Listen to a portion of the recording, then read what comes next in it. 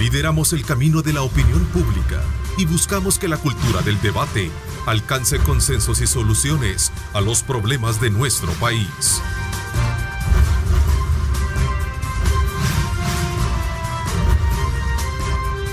Diálogo con Ernesto López.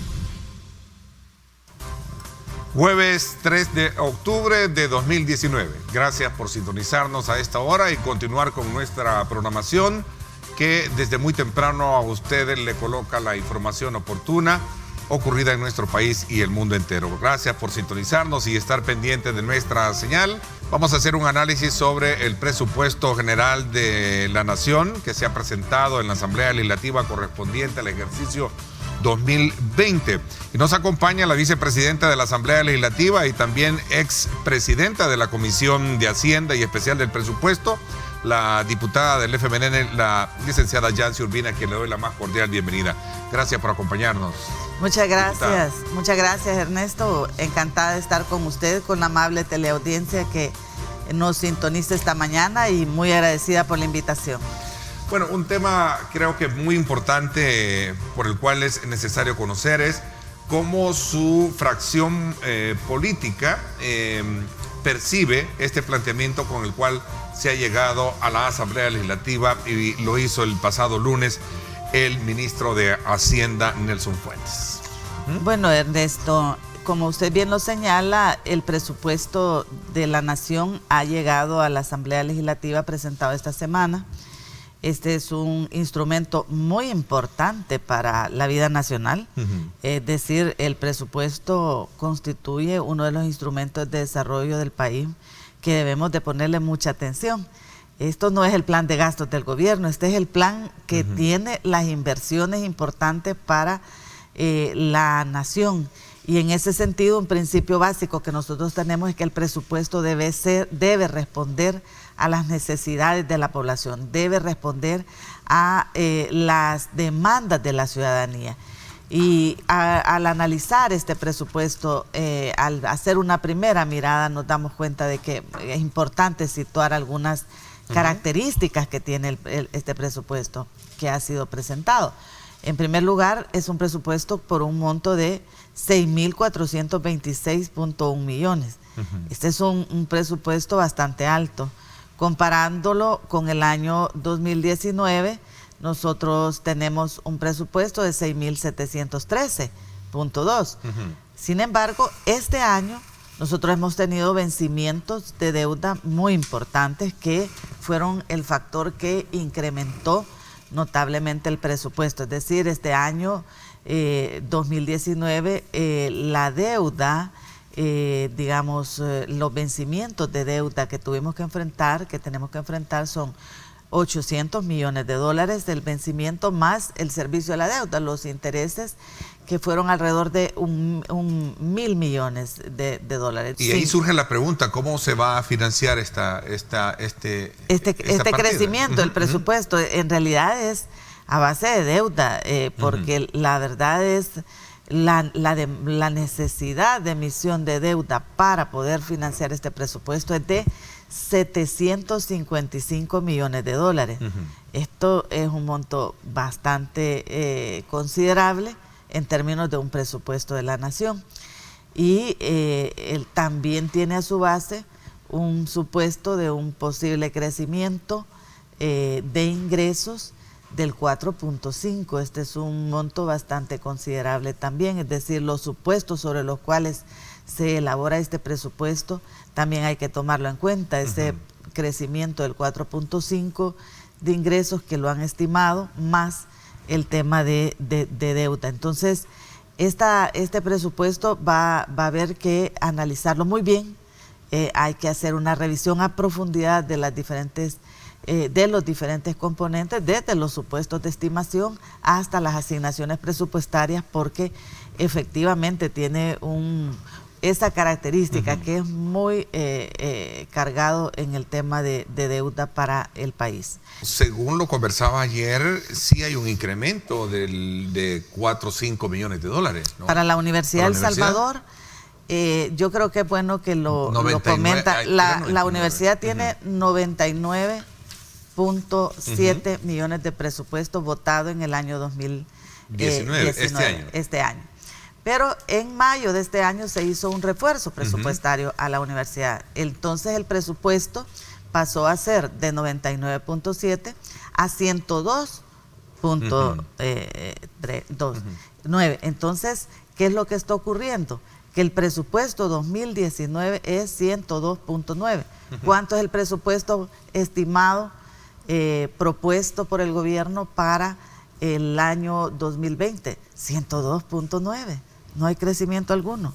No hay ningún incremento al presupuesto de la Universidad de El Salvador. Entonces, esto es importante porque a veces se hacen ofertas, se hacen ofrecimientos, se hacen mensajes que tienden a generar una expectativa. De hecho, ya la universidad, las autoridades, los estudiantes, los sindicatos se han abocado a preguntarnos, mire, ¿cómo va el presupuesto de la Universidad de El Salvador? Hay varias situaciones donde creo que es importante ponerle mucha atención en el tema de los programas sociales, en el tema de los subsidios, por ejemplo. Ahí nosotros, fíjense ustedes cómo es el tema. En el caso de Economía, el Ministerio de Economía disminuye alrededor de 12 millones, Ernesto. Pero de esos 12, 9 son en el subsidio al gas licuado de petróleo, al gas propano. Entonces usted se pregunta, bueno, ¿por qué disminuye en la disminución del Ministerio de Economía la asignación específica de el gas? Estamos hablando de que ese es un presupuesto que al año tiene alrededor de 74 millones de dólares en el año 2019. Y el presupuesto que está propuesto es de 65 millones. Nos preocupa esta disminución porque eso significa que el Estado va a tener menos recursos para asignar este subsidio.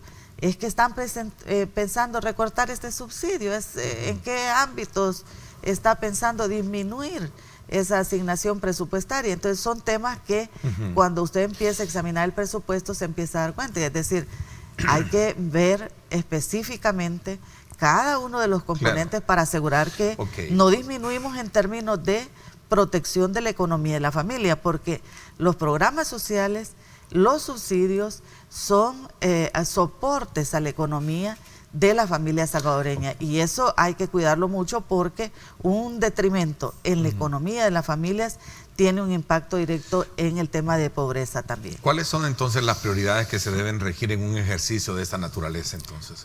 Bueno, para nosotros hay que responder, como le digo, a las necesidades de la población en términos de prioridades también para la inversión. Por ejemplo, el tema de seguridad, hemos hablado, Ernesto, en el país de que este es un tema prioritario, pero hay entidades que incrementan sustantivamente presupuesto, como es el caso del Ministerio de Defensa, tiene un incremento de 26 millones de dólares. Estamos examinando en qué componentes es que está incrementándose la defensa nacional. En el caso de policía también, pero hay una parte importante de todo el sistema de seguridad que es Fiscalía General de la República. Acá nos preocupa, por ejemplo, que Fiscalía en vez de incrementar, tiende a disminuir, porque el presupuesto de la Fiscalía fue aprobado en 78 millones de dólares, con los incrementos que se le hizo en el periodo de alrededor de 12.9 millones, este presupuesto pasó a ser de 91 millones de dólares.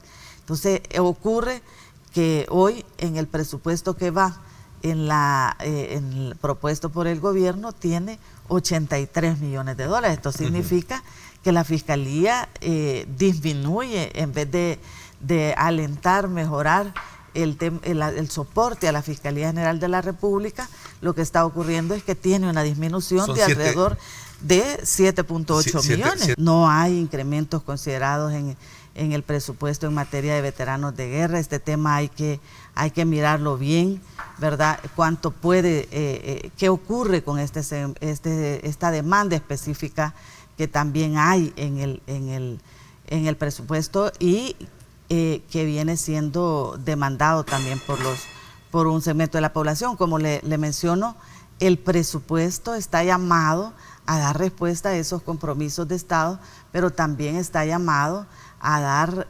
respuesta a demandas importantes de la ciudadanía. A ver, nuevas secretarías y ministerios suman presupuesto de 35.8 millones de dólares. ¿Cómo ustedes también están, de alguna manera, no sé si ignorando o un poco dejando de lado, que también han habido nuevas instancias por las cuales se necesita tener recursos para que estas operen? Hablamos de, por ejemplo, el tema de la Secretaría de Innovación, hablamos de, por ejemplo, el Ministerio de Vivienda, que es una nueva, digamos, instancia. Tenemos también incluso el Ministerio de Desarrollo Local, etcétera, etcétera, y otras secretarías, ¿no? Bueno, hay una recomposición sí. en este ámbito, Ernesto, que también tomamos muy en cuenta. Es decir, un nuevo ministerio de vivienda que toma también la parte presupuestaria que tienen en algunos ámbitos las anteriores, digamos, dependencias que atienden este tema. Es decir, ahí hay una recomposición de presupuesto que va asignado a estas áreas. Igualmente en el tema de las secretarías, nosotros vemos una disminución en algunos componentes, pero se redirigen a otros. Hay áreas que no disminuyen sustantivamente, como es el tema de Presidencia de la República. Las secretarías están asignadas a Presidencia de la República y en ese ámbito usted ve que prácticamente, aún a pesar de la recomposición que hay de presupuesto en el ámbito de la presidencia, con la salida del Ministerio de Cultura, que ahora antes formaba parte de la Presidencia de la República por ser una secretaría, luego en este año ese ministerio tiene una estructura propia al ser un Ministerio de Cultura. Entonces esta disminución de 22 millones en el presupuesto de Presidencia de la República, que pasa a ser del Ministerio de Cultura, no se ve esa disminución en la presidencia porque está siendo absorbida buena parte por los nuevos dependencias que están creando en la misma Presidencia de la República, porque todas esas secretarías forman parte del presupuesto de la Presidencia de la República y prácticamente en todo digamos, creación de nuevas entidades, estas pues han llegado a ocupar los presupuestos que han dejado las secretarías anteriores. Esa es una, yo diría, Ernesto, en el tema de las secretarías es una recomposición de presupuestos que han generado a partir de algunos, lo que es un tema importante que creo que también va a ser muy relevante en la revisión de este presupuesto, es lo que es la ley de salarios. La ley de salarios es un tema que va a requerir una revisión muy importante a propósito de la supresión de secretarías que ha generado una cantidad importante de despidos, dicho sea de paso, sin el debido procedimiento legal, atropellando derechos adquiridos por los trabajadores y trabajadoras. En ese sentido, esta revisión de la ley de salarios va a requerir un esfuerzo especial en el sentido de que debemos de asegurar que por esa vía no se esté procediendo a la supresión masiva de plazas. El ministro creo que llega la próxima semana, ¿no? Hoy ingresa al Pleno, como es el procedimiento de ley, hoy ingresa esta iniciativa de ley al Pleno de la Asamblea. A partir de ahí, este expediente pasa a la Comisión de Hacienda y Especial del Presupuesto. El día lunes le da ingreso la comisión y a partir de ahí inicia el examen detallado, el estudio, el análisis de este presupuesto y que tiene también la participación, la invitación que generalmente se hace a las principales carteras de Estado para que puedan explicar en detalle sus presupuestos. Y también normalmente se atiende a aquellas personas o organizaciones que también quieren emitir alguna opinión o o alguna apreciación sobre el tema del presupuesto. Entonces empieza, Ernesto, a partir de la siguiente semana todo el proceso de análisis. ¿La consulta es directamente con el funcionario responsable de las carteras? Normalmente se invita a los funcionarios. ¿O hay otros actores civiles de sociedad que pueden participar? Normalmente lo que se ha hecho es que se invita a los titulares de las diferentes carteras de Estado para que puedan presentar un detalle en términos también de principales apuestas que tienen estas dependencias. En el presupuesto dice Unidad Presupuestaria Inteligencia del Estado, así está ya titulada, denominada, y lo que tiene es el presupuesto de la OIE. En realidad, ese tema es importante aclararlo, porque no es que para el otro año voy a eliminar la partida de gastos reservados, es que esa partida ya no existe desde este año en el presupuesto 2019. Una disminución es importante, claro, pero había ofrecido eliminarla, y lo que hace es una disminución.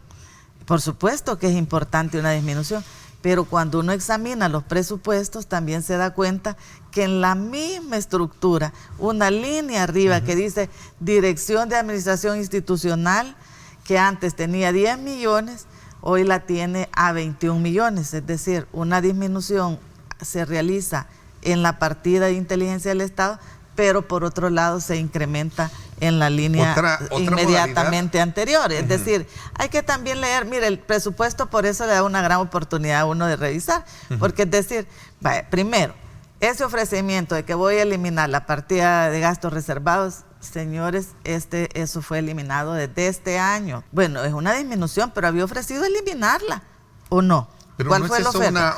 Ahora lo que importante. Lo que tiene es una disminución en esa partida, pero la incrementaron en la siguiente. O sea que también ahí depende de cuál es la lectura. Cuando uno ve el presupuesto dice, qué bien, pero eso no significa un ahorro importante, porque por otro lado, la coloca en esos recursos, se colocan en la otra partida que se llama así, de administración institucional. ¿Y el componente de fiscalización que va a tener esos 17 millones de dólares, no lo ven ustedes positivo como fracción? Como no, pero eso ya hay que leer las disposiciones que tiene el presupuesto 2019, incluso donde se detallan cuáles son los mecanismos. Recordemos que el presupuesto es una ley, hay una designación en esos textos del presupuesto donde se detallan las respectivas asignaciones y también los respectivos mecanismos de Contraloría. Y hay otras cosas, Ernesto, esto por ley es auditable, lo tiene la Corte de Cuentas. Hay cosas que son auditables, hay partidas que son auditables, otra cosa es si esas son de manejo público, pero de que se pueden auditar, ahí está la Corte de Cuentas, las competencias. Y la otra parte es la ley misma del organismo de inteligencia del Estado, que tiene sus disposiciones, que dicho sea de paso, fíjese usted, organismo de inteligencia del Estado tiene una ley especial para su manejo, pero hemos visto en este gobierno que en el primer acto, con la reforma que hizo al RIOE, que es el reglamento interno del órgano ejecutivo, toma componentes de la ley de la OIE y lo pasa al RIOE. ¿Qué significa eso? Que está haciendo también los mecanismos para que esos recursos que se colocan hoy en inteligencia del Estado puedan también ser manejados por la entidad superior en el caso del gobierno central, que esta es la presidencia. Muchísimas gracias, Ernesto, y gracias por la oportunidad de podernos dirigir a la gran comunidad del Canal 21, que lo sintoniza todos los días, y un saludo para todos mis hermanos en el exterior también. A ver, hablando un poco quizás en concreto y del despegue que ahora tiene bajo esta nueva modalidad de gobierno Proesa, estamos hablando de ser el ente rector, de promover, ¿verdad?, y traer inversiones al país, ¿cierto? Es correcto, y ese es un gran reto que tenemos, Ernesto, porque las inversiones han disminuido grandemente en el país, y el reto que tenemos nosotros ahora en Proesa, que por ley, ¿verdad?, legislativa, nos nos da a nosotros la potestad de ser la institución que trabaja para promover las inversiones y las exportaciones en el país. A ver, ¿cuáles son las acciones, digamos, de primera instancia que se están visualizando en ese horizonte tan importante que busca compensar ese decrecimiento que hemos tenido en los últimos años? Porque hay que decirlo, ¿no? Las inversiones como que no han tenido el verdadero fruto que cualquier país espera, especialmente cuando se trata de mejorar todos aquellos indicadores económicos. Bueno, desde que tomamos la conducción de Proesa, nos dedicamos a investigar cuál era la razón principal del estancamiento de las inversiones. Y descubrimos, Ernesto, que en el Ministerio de Salud, en el Ministerio de Medio Ambiente y en ANDA principalmente, estaban estancadas un sinfín de inversiones que por no hacer las inspecciones debidas no se habían podido solucionar. Pero también en el transcurso descubrimos que hay inversiones que también están estancadas en las municipalidades de todo el país, porque los alcaldes en algunas ocasiones no son tan amistosos con las inversiones y quieren solucionar sus problemas poniéndoles tasas altas de impuestos, y la gente se tiende a escabullir o a huir.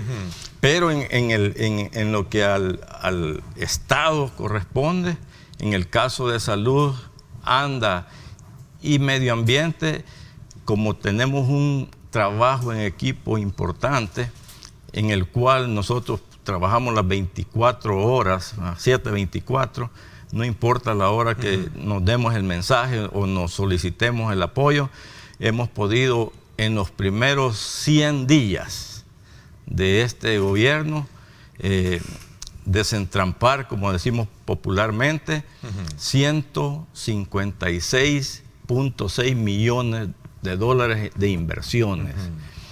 En comparación, y quizás esta va a ser la última vez que comparo con las administraciones anteriores o con la anterior. Bueno, siempre es bueno tomarlo como un referente para el despegue, ¿no? Saber de dónde viene, para dónde vas. Exactamente. Por ejemplo, del 1 de enero al 31 de mayo, Proesa, como institución, reportó 35 millones de dólares de inversión. El día número 98 de gestión, podíamos estar presentando ya el primer asocio público-privado en la historia del país, que representa una inversión inicial de 13 millones y en una segunda etapa 44 millones, que suman 57 millones y que será la terminal de carga del Aeropuerto Internacional San Arnulfo Romero. Ok, será el primer asocio público en la historia, en la historia del país. ¿Y qué significa eso? Que vamos a poder tener en nuestro aeropuerto la posibilidad de traer carga, que significa un ingreso importante para la economía del país. Entonces, con CEPA, ¿verdad? CEPA, Ministerio de Hacienda, la Superintendencia de Competencia y Aviación, se estudió todo esto y al final logramos que se realizara el primer asocio público-privado.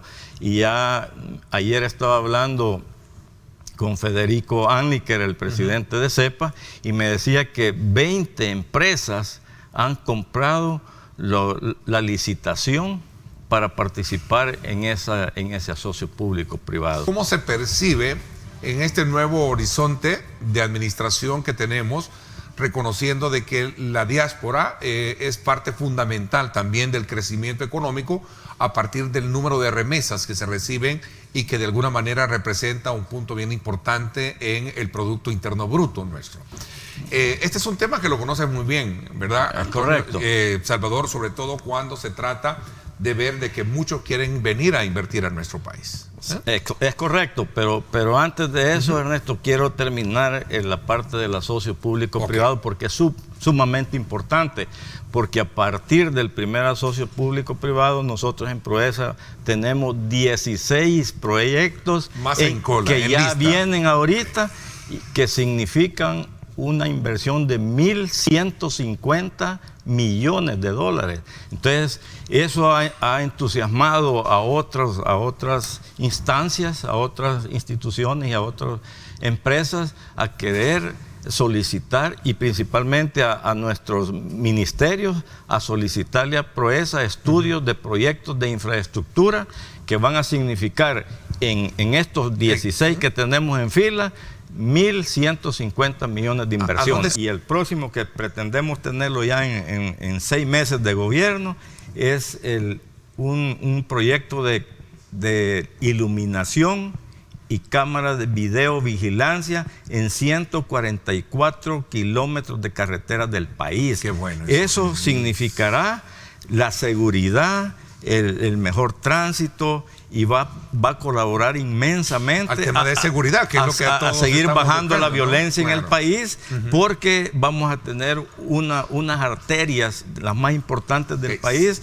con iluminación de primera calidad y cámaras de videovigilancia. Y eso lo está solicitando el MOP. Entonces, la cartera del Estado que ha solicitado a PROESA ese estudio, se lo estamos preparando y pensamos que ya para noviembre tenemos ya listo el próximo ya serían 2 asocios público-privados.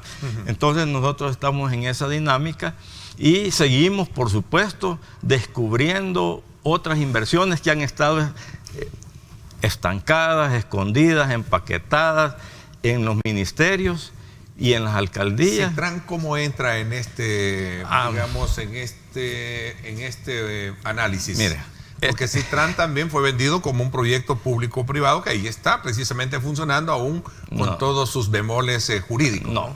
Citran es todo lo opuesto. Citran, el Chaparral, y quiero ver cuál otro fue el que tenemos ahí en fila.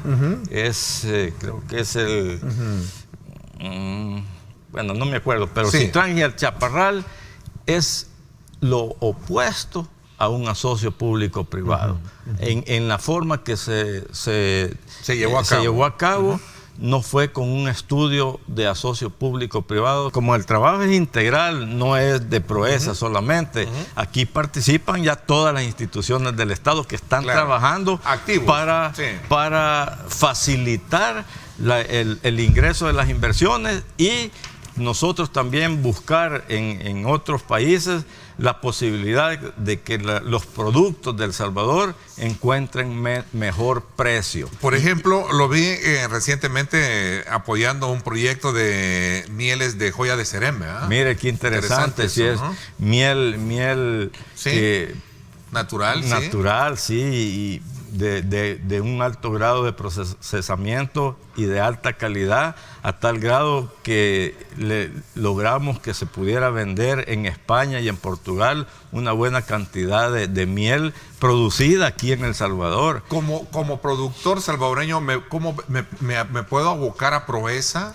para ayudarme en el tema de exportación o solo inversión? No, tienen ambas vías. Ambas vías, porque también nosotros hemos creado en estos 100 días un directorio de exportaciones donde 377 empresas medianas y pequeñas se han integrado, y nosotros estamos comprometidos con irles buscando clientes para sus productos alrededor del mundo, y nosotros invitamos a todas las empresas que ya han trascendido con sus productos y que pueden ser exportables para que se aboquen a PROESA y nosotros ayudarles a encontrar sus mercados. Bueno, confieso que es un tema que me apasiona muchísimo, ¿verdad? Y más aún cuando se ve el ímpetu, esas hazañas, ese sacrificio y todo ese valor agregado que genera el tema de facilitar exportaciones, facilitar inversiones en nuestro país. Quiero más adelante poder seguir conversando y conociendo el curso que va a tener toda esta proyección que se tiene en PROESA. Gracias, Salvador, por haberme acompañado. Bueno, muchísimas gracias, Ernesto, por abrir nuevamente la posibilidad de transmitirle a la población salvadoreña y a los amigos que viven en el exterior de que aquí en El Salvador las cosas han cambiado radicalmente para mejorar y que estamos al servicio. Busquen a PROESA porque es como la pista de aterrizaje para cualquier salvadoreño que quiera venir a invertir, cualquier empresa gigantesca del mundo. Nosotros estamos capacitados, hay un personal altamente calificado en Proesa que puede atender a cualquier institución y a cualquier empresa del mundo para poder hacer inversiones en El Salvador. Hay que salir tras la búsqueda de esos inversionistas, ¿no? Eso, y procurando que no sea y se convierta en un turismo institucional. China también está en el ojo está incluido, China Proesa está abierta para todo el mundo. El Salvador está abierto para el mundo y como dice el presidente Nayib Bukele, el mejor lugar para invertir es El Salvador. Gracias, Salvador. Por mi parte, esto es todo por hoy. Mañana, debate político semanal, no se lo pierda. Importantes temas que abordar. Gracias, pásenla bien y como siempre recuerden lo más importante, amar a Dios sobre todas las cosas. Lideramos el camino de la opinión pública y buscamos que la cultura del debate alcance consensos y soluciones a los problemas de nuestro país.